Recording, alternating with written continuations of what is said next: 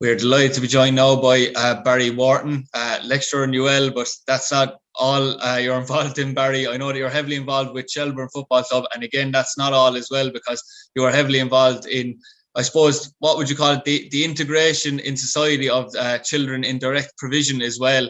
I know that a lot of kids, are stationed in Knocklasheen. I suppose when you arrive over, Barrie, it can be very difficult. Obviously, for adults, it's very difficult, but for children, it can be extra difficult. If you don't have maybe the language, it can be difficult to integrate into society. But I know that you, in general, are involved in both children in direct provision and children in post-direct provision as well, in trying to keep them involved, and I suppose particularly in football terms too, which is a massive help.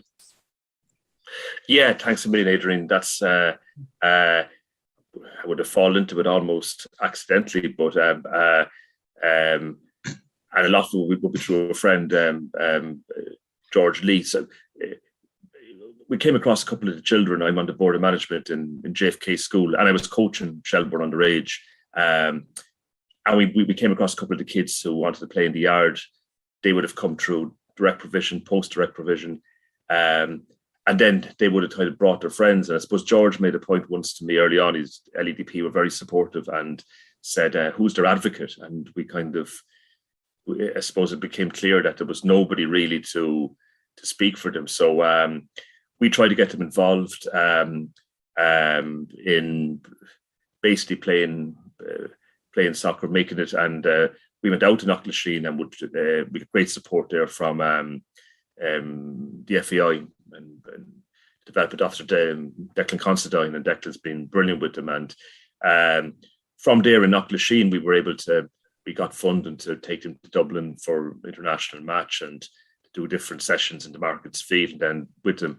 And the idea was to integrate them with children who our own children born in Ireland, and that there would be a pathway for them then to play in an organised football structure. And through Shelbourne, we're very lucky to have, through Limerick Educate Together, and with the support of the Limerick Strand Hotel, it would be brilliant to us to have the Let's Gym, which is an indoor facility for us to train with the children and to bring them back and forward. And it's one of those things that just mushroomed, and we've had great support from people, and I just found it personally. I found it really, really worthwhile, and we try and reach, I suppose, as the kids are getting a little older outside that just the soccer, and try and encourage them, help them in education, choice of secondary schools, homework clubs. A lot of the families have fallen into, sadly, homelessness after direct provision, and that's something that we've been trying to obviously help them with.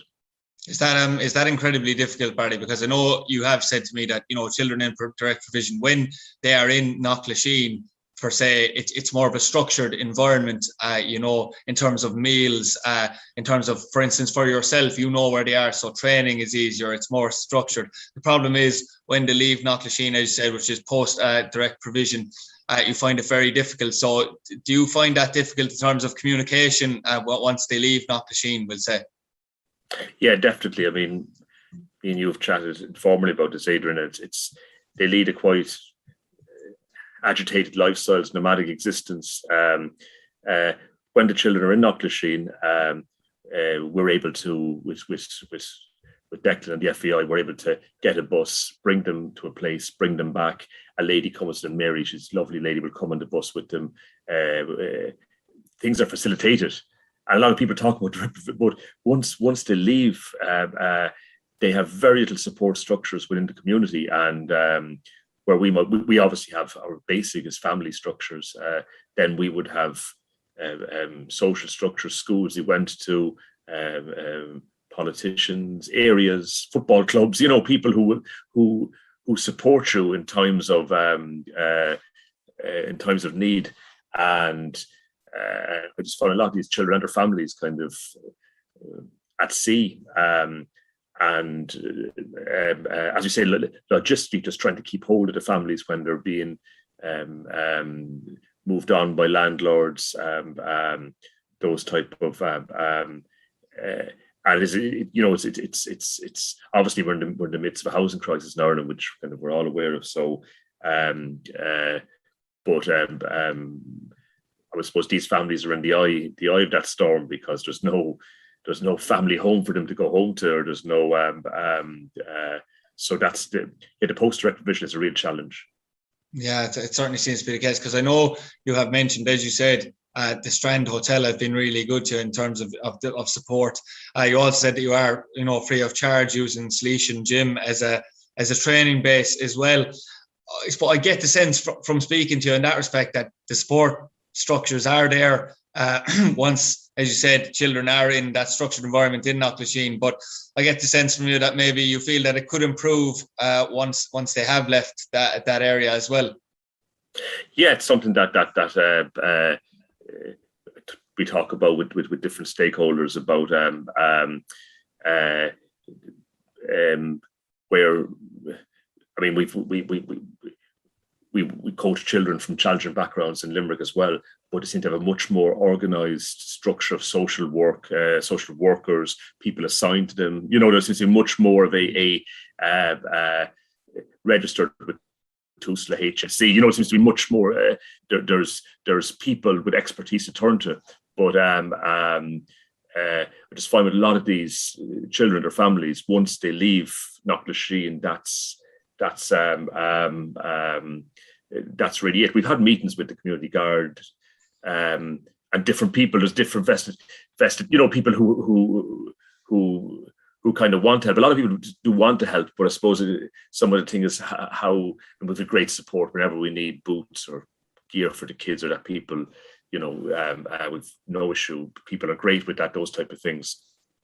But I suppose it's what would be the word? It's a structural problem,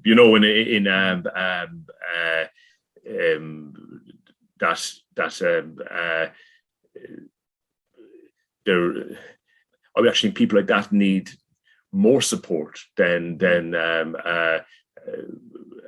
one would say people have grown up in an Irish setting, because there's obviously language issues. I'm lucky that I speak Arabic, so some of the people I'm able to chat to, but they're really in an alien environment. When they go into people say, what about the Citizen Information Centre? What about this place?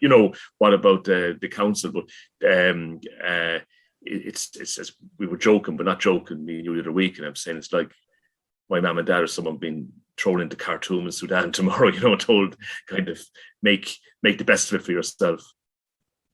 Yeah, certainly. I know that obviously that it is a very difficult situation, but I suppose you'd be trying to impress upon maybe even the parents of the kids that you have involved with you about maybe the success it can bring them. Have you found that, I suppose, Barry, in one respect, that there has been, we'll say, improved social interaction for the children who have been integrated with yourself and your program?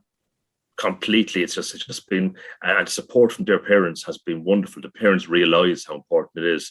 It's just lovely to see a little kid from Sudan, or and we're trying to bring in girls, and that's very important in different adapt people to the cultural norms that exist in Ireland. But to see a little Sudanese kids at a birthday party, in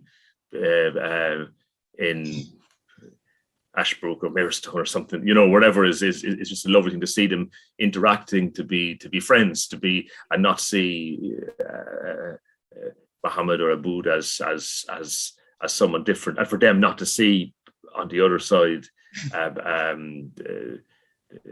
Nathan or Noah that is a different type of child. That's one thing I was going to say to you, Barry, because obviously I've mentioned that they're trying to bring in these kids and make them feel welcome, but obviously it's also equally important that the Irish children you have under your guard, I suppose, that would make them feel well. I suppose we have a changing Ireland now, which is seen by even, I suppose, if you just want to go for an example of international standards, where you have the likes of Chidozie Ogbene, among others, making international debuts, who came over to Ireland, at a young age, like the type of age group you're talking about. But it's very important that, I suppose, the Irish children understand as well that it's vitally important to, it goes without saying for an adult that, but for a kid, to not maybe, we'll say, we'll say to make sure, excuse me for the want of better, that they are welcome as a whole in that group. Oh yeah, we've never. I mean, within our own, within the group, I think, because the kids have seen it. It's been several years now, and they've grown. So I think that's the real way to tackle racism, because they don't see any difference. They just see that actually Mohammed's a better soccer player and is a good right footer. And to be honest, from teams around town, the kids have progressed to play with Shelburne. We've all we've had is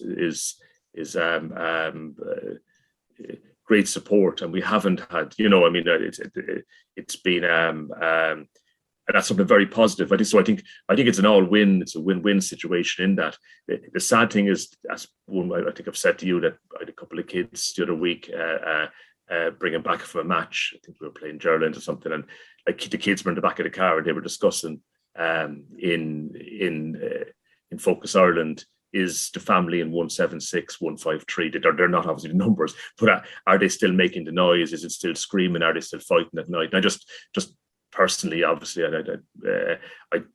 that's just not.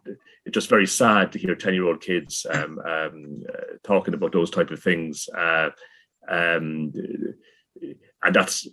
I suppose we're trying to, in many ways, it's a lovely thing that sometimes in the school, when they fill out their favorite place in the world is the gym. That's where they, because they don't have the opportunity. And it's the backs.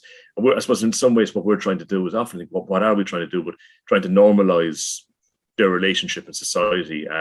One of the kids one day, they would come back to my house or houses of friends to eat and it was my. I think it was my parents' house up in Cardiff, and I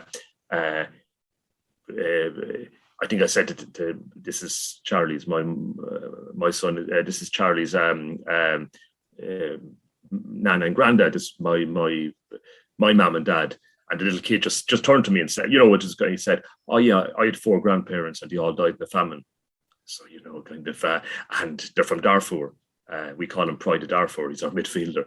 And you could see the humour in it when he went inside and my mum was there, like, "Do you want the biscuit?" And Jesus Christ, his 4 grandparents died in the famine. So you have really hard stories behind them.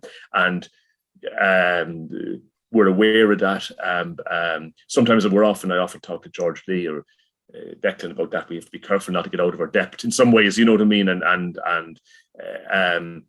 in appropriate situations, look for the people who can help them. We're just trying to, I suppose, establish a pathway to help them integrate into Irish society. Yeah, because you just mentioned there that obviously you don't want to, go out of your depth as such. You're part of the bigger picture, I suppose, Barry, because obviously if you try and bring in structure and discipline through sport, which is huge for a lot of young people, you're hoping that will happen throughout their whole life, socially and in school. I suppose you're probably finding it equally as difficult, or they might be finding it equally as difficult in school then, if it's not, if it's as difficult in sport for them as well. Yes, but I think but one of the things I've come across with the kids is that they're actually, a lot of them are really, really bright.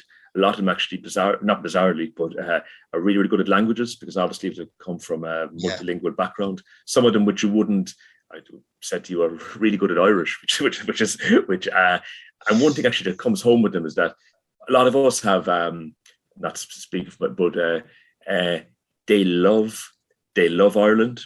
They love it because it's given them a safe haven, and you'll find Patrick's Day. And some of us have kind of different people. I don't really the Irish rugby team, or that's for the posh people, or the Irish soccer team, or I'm not into GA or whatever. They've embraced a bit like if you went tomorrow from I suppose a war-torn place and ended up in Sudan or something, or Eritrea. That it's one of the kids like he adores Johnny Sexton. We call him Mohammed Sexton, but the kid, like, because he plays for Ireland. Limerick, the very same. So I suppose it's that creating identities where maybe some of us, like Shelburne, which is a football club, based. Don't they love Shelburne? They love, that's their, like, what are they? And sometimes you'd see actually, because I'm heavily involved in the school, and like they would say, my name is X, I am 10 years old. I was born in that. I play with Shelburne. That's kind of, which I'm not saying for some of our kids it'd be, you play with the Piercing, or I used to play soccer. Now I'm going horse riding, or now I'm joined a band or whatever. For them, sometimes I say to people in Shelburne like that. Well, that's one sure thing. You're not going to lose those players because they're not going anywhere. Yeah, and I know actually, Barry, in a couple of email conversations with us, you sent on a picture actually of some of the kids at the Strand Hotel. I know that the Strand made a donation as well to you, and I know that you said as well, which is the harsh reality of it, is two of the kids in that photo are homeless at present, going into Christmas time. So it just shows you're striving continuously to help those children, but it is probably a hard task on yourself, and I suppose you probably feel, when you're that heavily invested there, you probably take that emotion very personally as well. Oh yeah, it's something. And like the kids, when you see them, they're all kids, and every kid's the same age. But one of the kids, I remember we were up in the Markets Field, and this was a kid who'd been in Ireland, I think, at this stage for five years. And after the Markets Field, we went and we got across the road in Fusco's, and he said he always wanted to have a bag of chips. That for me is poverty. That people talk about. It was his first. He said, I've never had a bag of chips. I said, Jesus, get your fish as well. Like they would, and they never complain. That's of course a big. And I mean, as you could probably, Adrian, seeing this, the soccer and I mean, Stephen's been great in the Strand. The soccer is secondary, but like they're actually really good players, because of course there is I suppose a nice word, a posh word is resilient, but the other word you'd say for that is they're as hard as nails, because if they're living in that type of and Shelburne, often we've had a problem being a soft touch or that. So they had a steel, but they're really nice kids, and all you ever get from them is thank you. I've never had, apart from a lot of other kids, but never had a back chat. We've never had a word to. In fact, it's something where one of the referees recently, I think it was Faulkner Donovan, was a referee, and they went up to him afterwards, and they thanked him for refereeing the game. And he came over and goes, "But you lost, you lost." And he goes, "I should have given the penalty." And he goes, No, that's the way they are. They just love a chance to play in the freezing cold at the LPYMA and get to play, Yeah, stuff that we take for granted every day. That's for sure. I know as well, Barry, you mentioned that you've played in the Markets Field. You actually mentioned it there when you're coming out of the Markets Field before that story. And you have played under the banner of the LEDP Arab African All-Stars, and which was, I remember being sent photos of that day. It did look like a great occasion. I suppose, is that something that you'd like to do on an annual basis or more often as well? More often. And we've had, the person behind a lot of this who the kids adore, because he's made a great welcome to them up, is George Lee, and they call him Mr. George, and he's been like a friend to the families, and has tried through the LEDP to help them in any way he can, and he's made the venue available for us. Again, we were able to get buses out. We've been there a couple of times with them.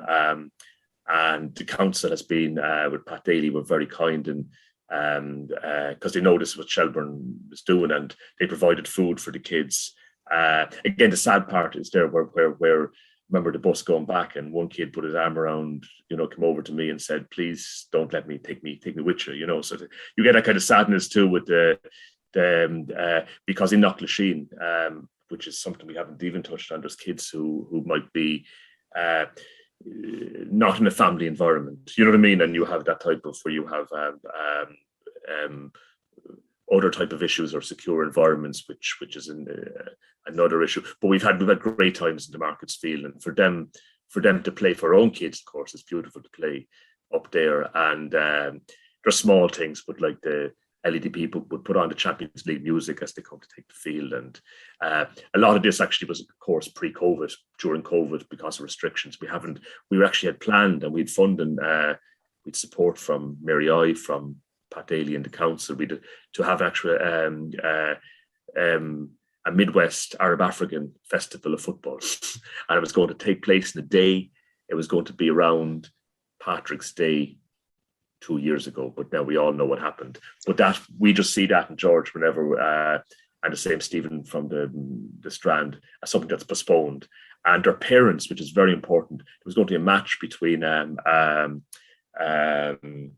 parents and people from and Donald Hammond from Lough who'd been very involved as well and supportive. He's owns a laundry company. He'd arranged for Keith Wood and several celebrities to play. Niall Quinn was going to come and play, and sadly, a couple of the Sudanese founders were in training. I saw one of them running at one stage. That was last January, and I said to him, he goes, I need to get to a gym. He meant the gym, and he was going to play in that match. That match will take place, please God. Yeah, I was just about to say, it sounds like an absolutely super initiative, Barry, and hopefully that's just a case of it being postponed and not cancelled altogether. And actually, I was going to ask you on that, because that is important that those type of initiatives are encouraged as well.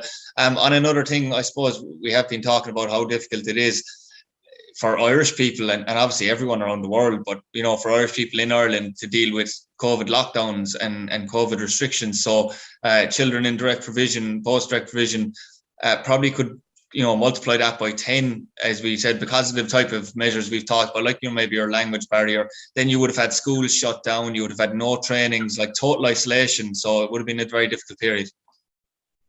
6 children in a room, maybe in small apartments. They tend to mostly come from large families. During restrictions, we had and Declan Constantine was brilliant in organising. We did online sessions with a couple of Bobby Ryan, who used to play with Limerick years ago. Yeah. Bobby came on. Gavin Coombs from Munster, Fineen Wykerley, Barrie Cotter, and they done sessions with the kids. We tried to around soccer and around issues like racism, integration. So they were very, very successful. Again, the huge issue was I would spend a day trying to make sure they had access to a phone. Yeah. Other kids, you know what I mean? Some of our kids, like, which laptop will we, which background will I use? And the huge issue was I'd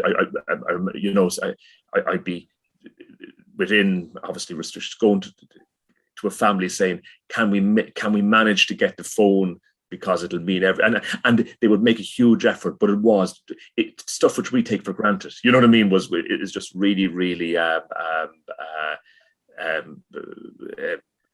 difficult, and I really felt for them, because us and different people with the Netflix and that type of stuff, and but for them, restrictions and lockdown, not being able to go to the mosque,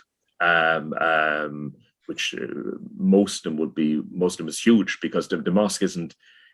It's probably like Ireland 40 years ago. People would spend a lot of time in the church, and it's a whole social structure. There's cafes, that's where they go.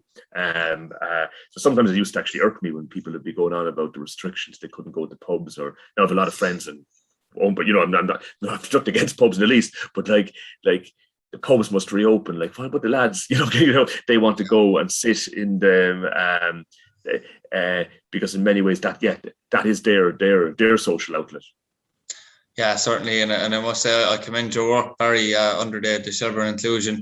It is a superb service that you and lads are providing, and hopefully you can continue it on, because it is vital for these kids coming over to be integrated into Irish society, and I suppose Irish kids to be shown that racism is certainly not the way forward. And I think you must be sure that you're making good progress in that, even if it is small steps.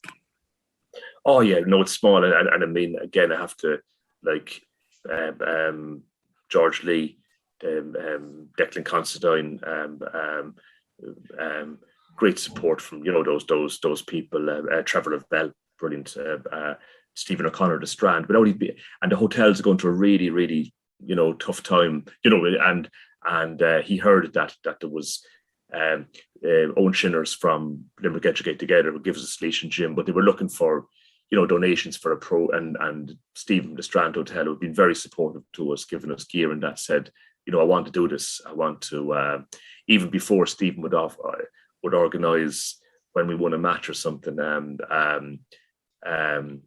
for the kids to go in, and he'd have a little he has a kind of a VIP section in the hotel for the kids. They'd have lemonade and a biscuit, and sometimes I said to him, like, you know, you don't know what that meant to those kids, like, you know, and they're still talking about it, you know, and those people, without them, this support of Shelburne, Tony Cusack would come down and is always, you know, desperately supportive, Derek Allen, and make sure the kids, like, someone dropped off their selection boxes an hour ago for the kids for tomorrow, and you know, all those gestures, people either just, but they you know, they're really important ones. Yeah, I suppose, how are you finding now coming up to Christmas, Barry, with the children you deal with? Is there an excitement there now? There is, because, and that's something actually I was chatting about it, that a lot of those kids come from Islamic backgrounds who mightn't celebrate Christmas as a religious feast, without getting into the political and cultural intricacies. But because they're with us, of course, they celebrate Christmas the very same, and select in that. And anecdotally, I think, well, since it's they do the Christmas cards in school or whatever, you know what I mean? He goes, because Muhammad did the best Christmas card in the class. That's brilliant, you know, kind of with whatever. So I suppose we fall into that rather than treating them as something different. You know what I mean? That within the norm, within whatever we do, that very, very similar. Whatever our children do, whatever, you know, the same would be. Of course, respect things like obviously halal and those type of, and make sure those cultural sensibilities are provided for. But when it's Easter, like Dave, you know, it's not like they've Easter eggs the same as we have Easter eggs, you know, and with our kids, then when it's Ramadan, or that we say, you know, hey, listen, Muhammad's fasting. That's why he's slow against our Rovers today, you know, because he hasn't eaten all morning. Like, but and quite similarly, like if they're sometimes if the kids have to pray or something, you know, we arrange for them, and that's normal. Where one of our kids, a girl, could be a Sophie, or Sophie will say, oh yeah, you know, he's doing Ramadan, he's fasting because that's what he does. Or Noah or Charlie might say, the two Mohammeds are in the front room praying. They'll be back in a minute now, and they'll have their ice cream, you know. Yeah.